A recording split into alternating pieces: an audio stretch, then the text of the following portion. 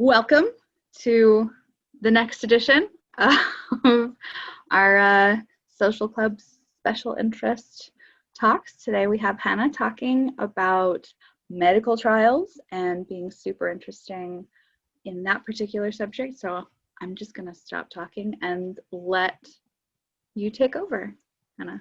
All right, so a quick introduction of myself. My name is Hanne.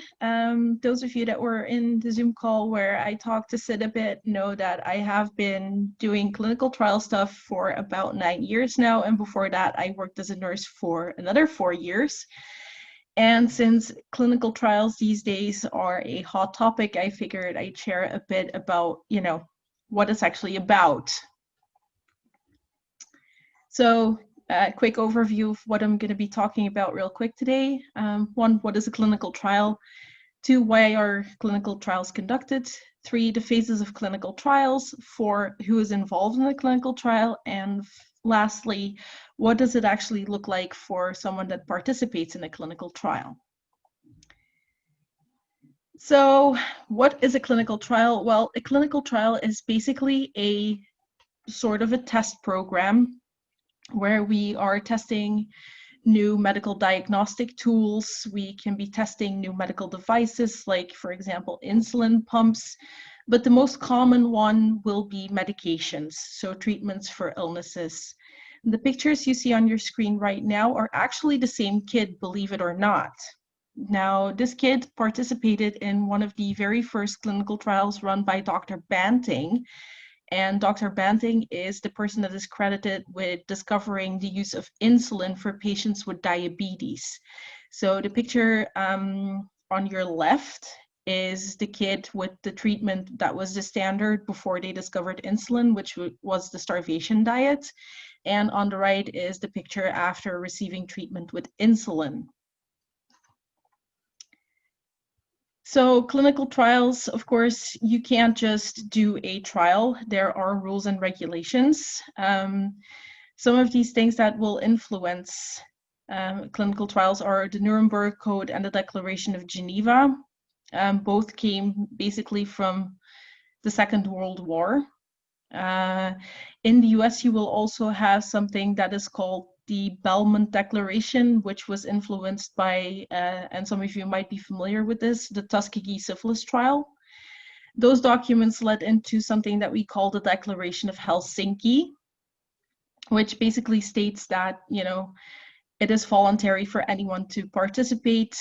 Vulnerable groups that participate in clinical trials, such as children and prisoners, should be protected extra. And currently, that has led into what we call ICH-GCP, which is an acronym for the International Convention on Harmonization of Good Clinical Practices. So basically a guidebook on very practically, very down to the basics, like how should you do a clinical trial and how do you do it properly. There are going to be local rules and regulations that apply, as well as international rules and regulations that apply. These can be different for every country, but will often cover the same topics, such as patient rights and things like that. Now, why do we do these clinical trials? Well, if you've ever taken any medication, you will probably have wondered, like, well, will this work? Will this do what it says it does?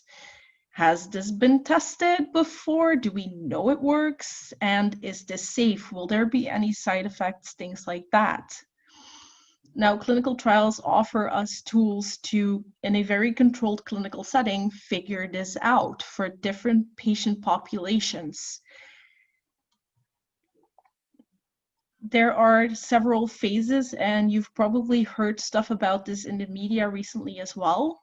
So usually it starts off with a preclinical phase. Now, in the preclinical, we are talking lab, we're talking Petri dishes, microscopes, the whole shebang. Then when it passes the preclinical tests, we will move into a phase 1 trial. Often, these are very small trials where usually, between 20 to 80 participants, and that is considered large for a phase 1 trial. Why is this considered large? Well, because this is a first in human, so the first time this particular compound will be tested in a human, and it is, barring a few exceptions, always done with healthy participants. Such exceptions apply for things like chemotherapy, or when we're looking at medications to treat things we call orphan diseases, so very rare diseases. Then if the phase 1 trial has a positive result, we will move into a phase 2 trial where we are going to be testing it in actual patients. Between 100 and 300 participants. This can vary a little bit. Sometimes they're larger, sometimes the group is a bit smaller. Again, it depends on what you're testing. If that is successful, then we go into a phase 3 trial. These are much bigger.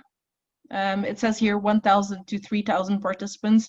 I have worked with phase 3 trials where we included globally over 15,000 patients. If the phase 3 trial ends successfully, then the drug will be submitted for FDA approval in the US. EMA is the equivalent in Europe. These are the regulatory agencies that will review your application to confirm that they agree that this is actually safe to use and that it does what it says, or what the application says it will do. Now, at that point, it can go 2 ways. Either the FDA will say, okay, this is approved and you can bring the drug to market, or they say, well, we would like you to do a so-called phase 4 trial. Now, phase 4 trials, I mean, I can do a whole separate presentation on different phase 4 trials. Usually these trials will give you real-world data, because one of the smaller issues that we have with phase 1, 2, and 3 trials is that they are conducted in a very clinical setting. Patients are followed up very closely, which is not always the case in a real-world usage scenario. So we've seen issues there, which is why sometimes FDA will say, yeah, but we want you to do, a phase 4 trial post-marketing approval to see if there are any long-term effects that a clinical trial might not show. There have been drugs taken off the market because a phase 4 trial revealed that no, actually, there has been an NSAID drug, so a painkiller, basically anti-inflammatory, that had been taken off the market because a phase 4 trial revealed that patients actually had a much higher risk of heart failure. So, as it says at the bottom, this is a very long process. It can take 12 to 18 years to go from preclinical to marketing. It can cost companies over $1 billion, and the success rate is low. On average, it is 14% that makes it all the way from the lab to the market, with a range from 33.4% for vaccines for infectious diseases to 3.4% for investigational cancer treatment. So things like new chemotherapy, tablets, stuff like that. Now, all of this is a massive effort, as you can imagine. Who is actually involved in all of this? Well, companies like AstraZeneca and Janssen, which in the industry we would call the sponsor company, because they might discover the molecules that they want to test. And they will then go to CRO companies such as AbbVie, PPD, Syneos Health, IQVIA, to help them conduct a clinical trial. They need physicians, so hospitals, private clinics, things like that, to help them conduct a trial.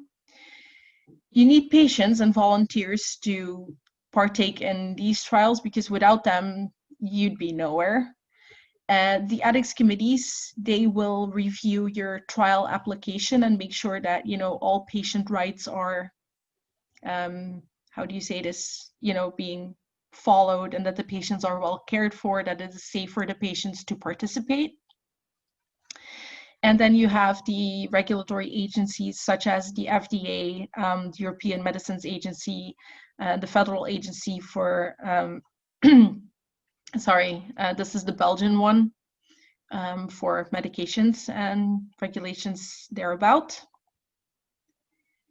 And then now, what does this look like for people that participate in a clinical trial?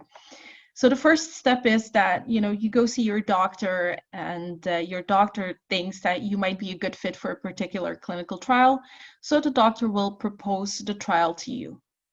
He will give you, or she will give you, or they will give you all the information that you need. At which point, if you are comfortable, you will sign a document that we call the ICF, or the Informed Consent Form. The Informed Consent Form basically gives you all the information about the clinical trial in a very, layman's language, so you can actually understand what is going to happen and what they are going to be looking at, what they're going to be testing, the kind of, drug or medication that you will be taking. So you are fully informed and can make a very, again, informed decision about whether or not you want to participate. If you choose to sign the informed consent form, you continue on to the screening process. If not, that is totally fine. The participation in a clinical trial is completely voluntary. And even if you sign the informed consent form, you can withdraw your consent from participating in the study at any time without this having any effect on your medical care. Now, if you sign it, you go into the screening process. What does this mean? Well, it basically means that we are going to check that you are actually eligible to participate in the study. We're going to be looking at things like, how are your vital signs? How's your heart rate, your blood pressure? Do you actually have the right diagnosis to participate in this study? Do you maybe have any underlying illnesses that would mean it would not be safe for you to participate in this study?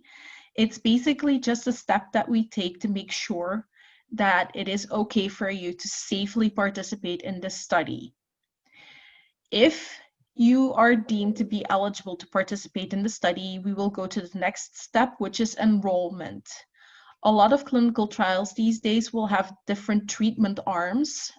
Most common is that we will either randomize you, as we call it, into a part where you have either the placebo or you get the actual medication that we are testing. If you're enrolled in the placebo arm, then you still often will be able to get what we call standard of care, which basically means that you can get the normal treatment that your physician would prescribe for the illness or condition that we are researching, if that makes sense.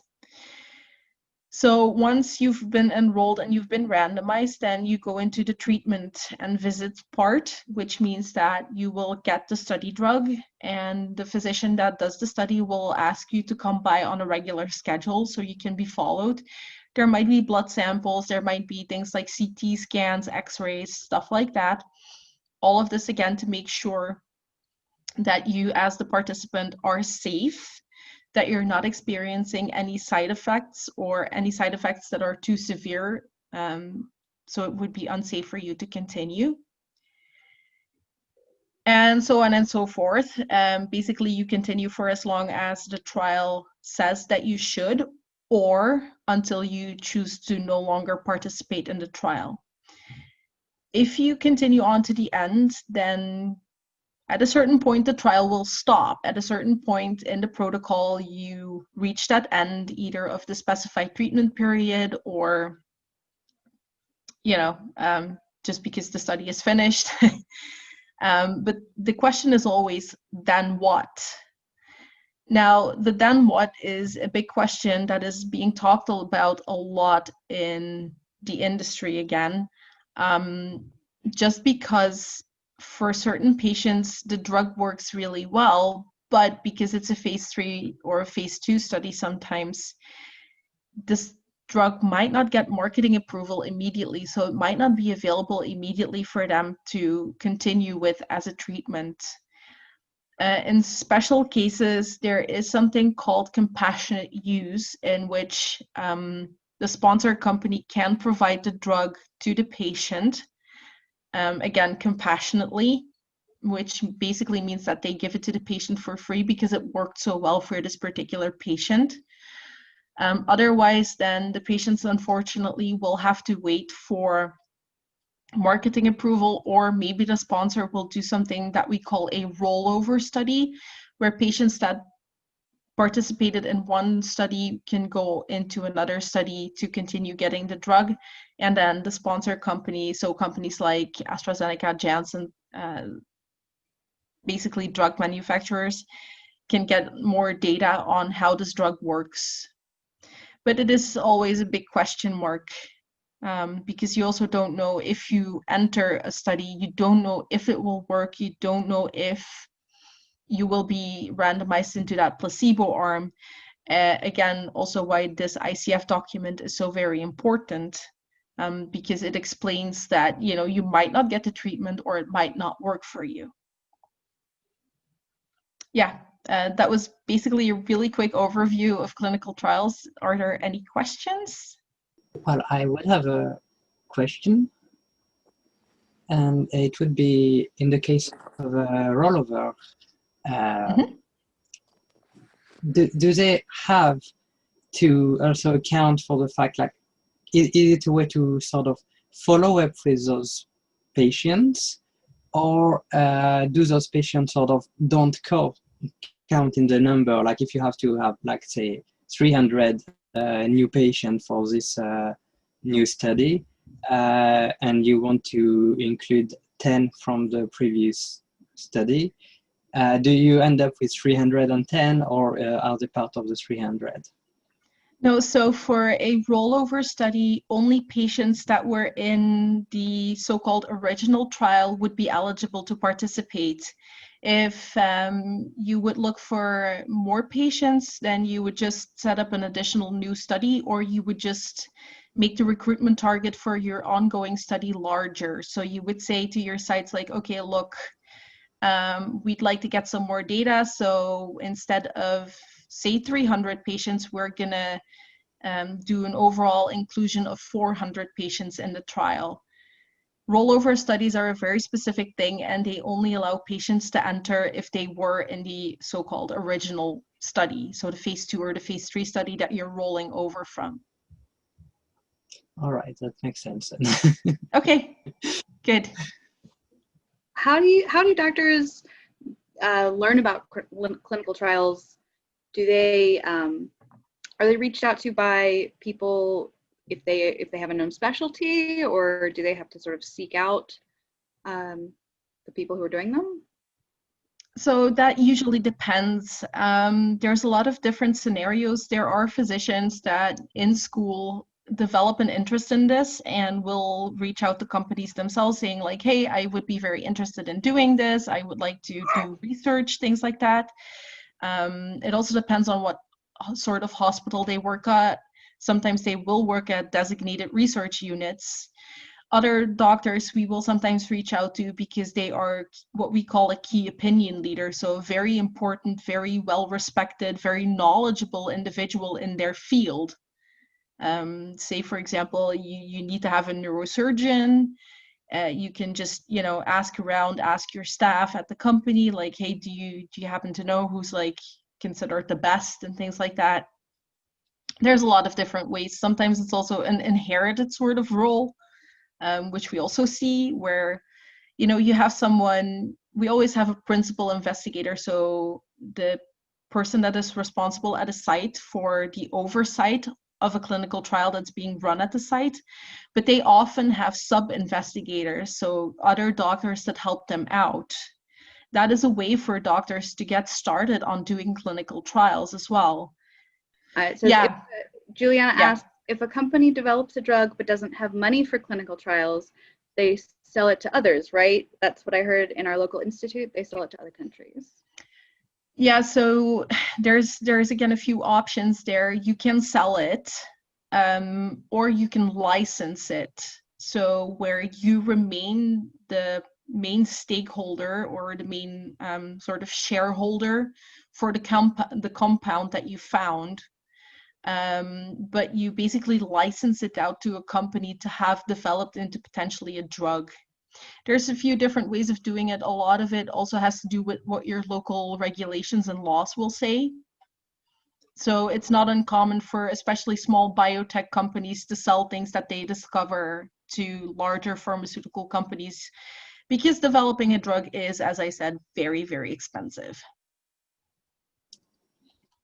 I have listened to a documentary on the Swedish radio that was investigating malpractices Oh in yeah. matter of clinical trials, such as, for example, there was a case of a drug that was tested in Africa in which patients had actually not even been made aware that they were being used as as lab rats for a drug.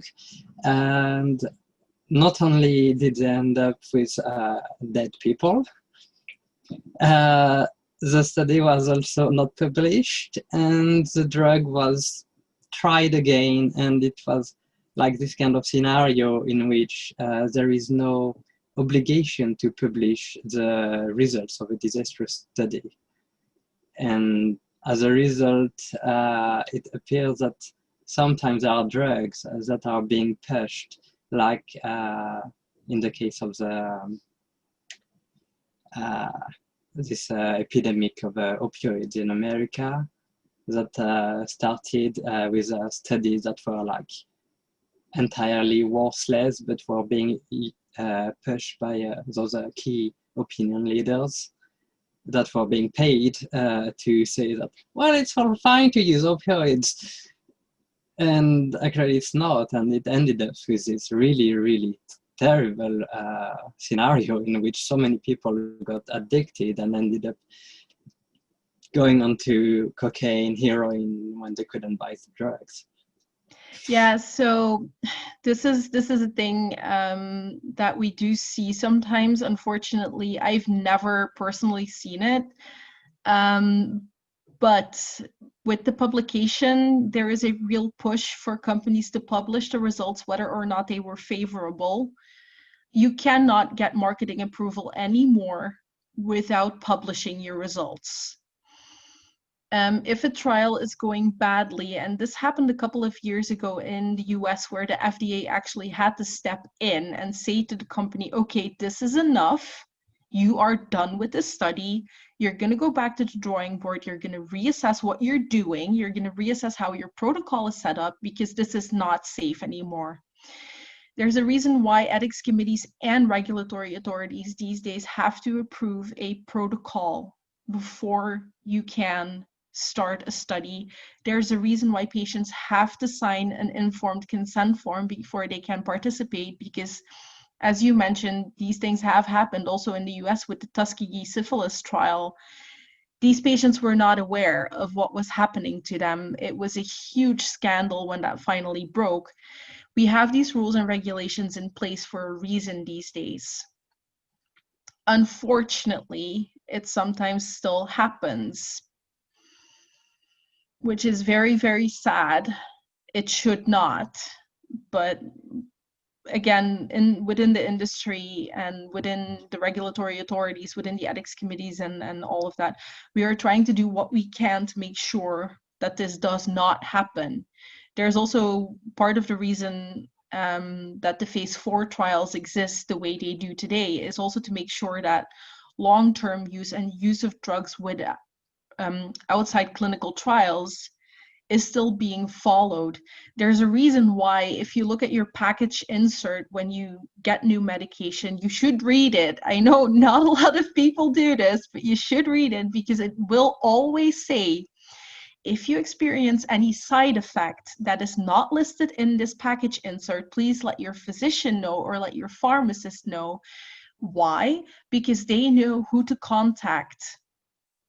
There are special lines that they can call or email or fax to. And these people working there will keep an eye on, if they see trends, then it might be the case that, you know, the FDA or the EMA or other regulatory bodies will say like, hey, so you have this drug on the market, but we're seeing a lot of people reporting this side effect that's not in your package insert. Maybe we should be doing a phase 4 study and we should be looking into this, because sometimes side effects don't pop up until someone has consistently taken a drug for, let's say, 5 or 10 years. That's data that you're not going to get from a clinical trial, because it's just not practical, because you just cannot keep medications off market for that amount of time. So we're doing everything we can to safeguard patient safety, but sometimes things still slip through the cracks. There are a few notable cases, such as Vioxx, that have slipped sort of through the cracks, that were discovered post-marketing approval to actually have some unpleasant side effects like kidney failure, heart failure, stuff like that, where, you know, the FDA, the EMA stepped in and said like, hey, this, no, big no. You need to go back, you need to reassess this, and drugs will be pulled off market for this as well. That's very reassuring. It's true Yeah. that with the new corona epidemic, we've heard sometimes things like there was this French doctor who said on the French radio that maybe we should do clinical trials for vaccines in Africa. And people were like, wait, what exactly do you mean with that? Because that really suggested like there was something there that was really not good.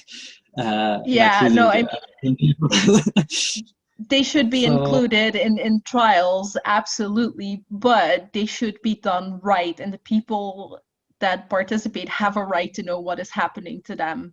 So it depends on how he meant it. He might have meant it like really well and just said it really badly, but yeah. yeah, there was something about the way he said it, and it was on a radio channel that was a bit more to one side than the other, if you see what I mean. Yeah. Is there a general percentage of people that get to keep on the clinical trial medicine, even though it is case by case? So I unfortunately don't have an answer to that question. Because it really depends on what is being tested and what phase it is in. I have seen cases for orphan diseases, so very rare diseases where you only have a handful of patients with a certain disease. Those people will be more likely to qualify for something, for what I mentioned earlier, which is the compassionate use. That said, if it is a large trial where medication is being tested, the chances are, they're smaller. But again, it really depends on what is being tested, how well the patient is doing, what the other data is that we're seeing from that particular trial. Because if we're seeing a lot of people that are having side effects, it might not be smart for the patient to continue on the medication, even though they are having like good effects of it. It's always also, you know, a cost benefit analysis, so to say. Does the potential risk outweigh the benefits that the patient might potentially have? It involves a lot of discussion and a lot of meetings and a lot of paperwork, because giving someone an unapproved drug outside the setting of a clinical trial is also, not something regulatory organizations really are super happy about. So this is a thing, and I actually wrote a white paper on this, like that this is a big flaw within the clinical trial industry, and that this is something that would really need to be figured out, because for some people, this is the only option they have to get this medication. But companies are very aware of it, and it's just that and this is the thing that it's not very common knowledge, but the clinical trial industry is an industry, it is very large, and so it's very slow to adapt to changes. When I started doing this in 2011, believe it or not, but our case report form, so basically where the sites would enter all the patient data from the visits that they're doing for the protocols, I had trials where that was still done on paper. So not on a computer, no, paper. I mean, it just because, and there is a reason for this, and it's because we work with very, very sensitive data. Health information is extremely sensitive data, and the regulatory authorities just wanted to make sure that all of these new fancy computer systems were safe to use, which is understandable. But from, if you look at it another way, it's also kind of frustrating because you're just like, well, just get on with it. Just let me put it on the computer. It's so much easier than these huge stacks of paper that I have to lug around, and yeah. But we are doing what we can, especially now with COVID-19. And I said this during the Zoom call as well, during the social club one as well. We're doing what we can, but please just bear with us because, yeah, this is not an easy one to figure out, and it has to be right. Any more questions? Anybody? Yeah, I'm sorry, I just saw the question. So do doctors invite more people than needed to be sure the trial doesn't end because of the patients who cancel their participation in the process? Has it ever happened at all? That is not how a clinical trial works. I might not have explained this really well. Thanks, Laura. But so Juliana, a trial will always start with a preset number of patients that we anticipate on screening.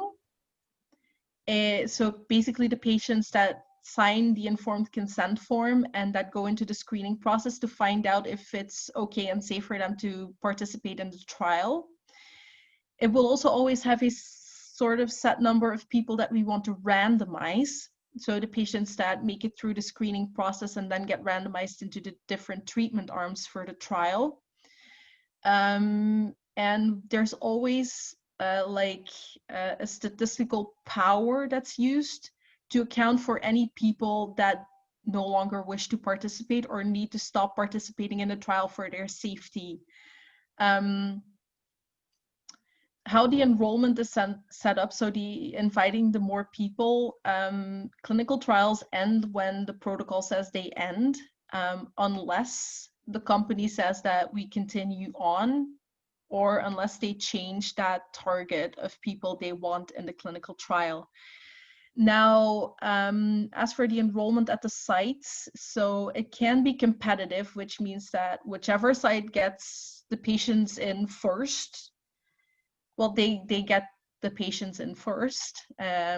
Some doctors can get like super competitive when it comes to that.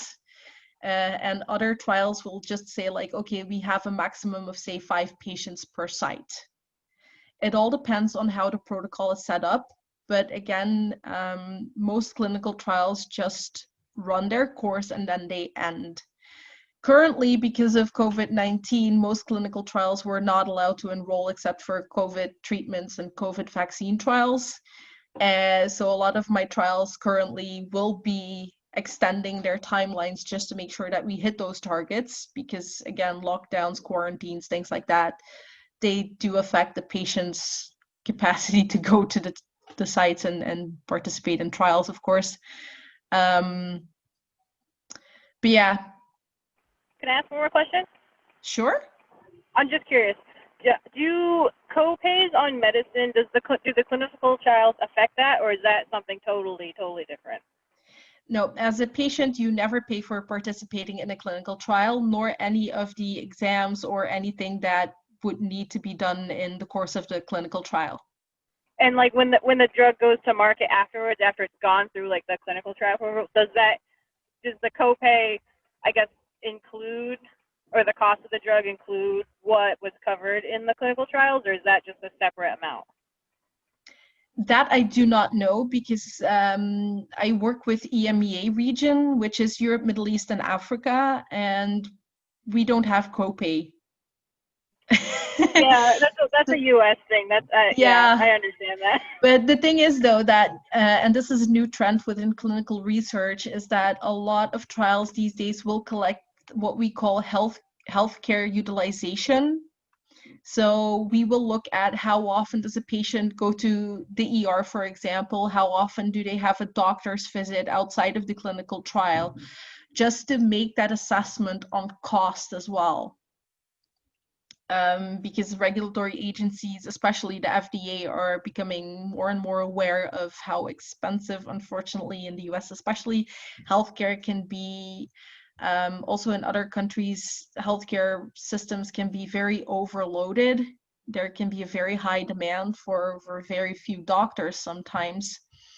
So it's again that balancing act between, if we give this patient a drug and we set the price at this point, how will that affect, other doctors' visits and things like that? If a patient does not need to go to the doctor or just go to the doctor once a year to get, followed up and check some blood levels and things like that, then that is way more beneficial to the system, according to the regulatory authorities, than a patient that has to go to the doctor every month to get blood titers done and things like that. It's a balancing act. There's so much more that comes into this. I'm not even aware of how they decide these things sometimes, especially when it comes to the FDA. Yeah, no, that makes sense. Thank you. Sure. Anybody else have any questions about medical trials or any of the other things that we talked about today? I have a question. Sure. Some people take multiple medication and there is interaction between the substances. How do you simulate that in a trial? Oh, we don't simulate that. We keep very, very detailed logs about any concomitant, we call that concomitant medications that patients take. We keep like very detailed logs. And in the background, we will be looking at that data. We will be looking, for example, if you have patients that are on standard ibuprofen, for example, in the background, our statistical analysis will have separate data groups for patients that take that ibuprofen versus patients that do not take that ibuprofen. That is how we get that information that you sometimes see in your package inserts that say, like, if you take this, then you can't take this medication, or you have to be extra careful with the dosage that you take, things like that. So we basically stratify the patients into these different groups. It's a lot of work, but it's there for a reason, because like you say, there can be drug-drug interactions and you need to know this. So patients have to report, like, if they take anything that they didn't previously take, like, oh, I had a bad headache, so I took paracetamol, or I took an ibuprofen or something. They need to let the study doctor or the study nurse know, so they can make a note of it, put it in the ECRF, and we have that data in the background. Because, like you say, it can affect how a drug works. It's a very good question. Yes. Yeah, and it was a very good answer as well. Yes. Yeah, I do this for a living. It helps if you're an extremely nitpicky person, to get all of this right, because it has to be right. Let's be honest here. We are talking medication. We are talking things that can, affect people in a very, very severe way.